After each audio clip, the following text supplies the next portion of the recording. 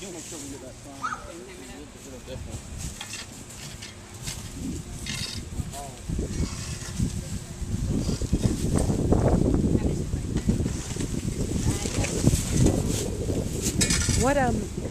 What happens to these kind of ditches during storms like this and tidal surges? Well, just like for this instance,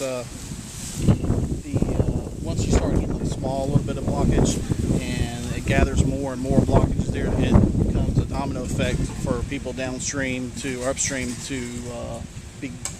be flooded, basically. So our main goal is to remove any and all blockages that we can to prevent that from happening before it becomes major damage to anybody's homes or accidents in the streets. When the streets flood.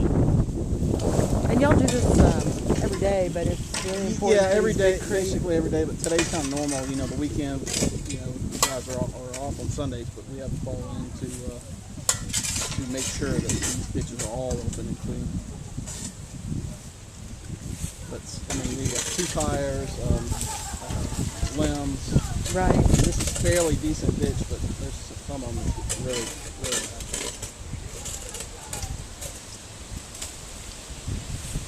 And is this part of the Boise Creek watershed?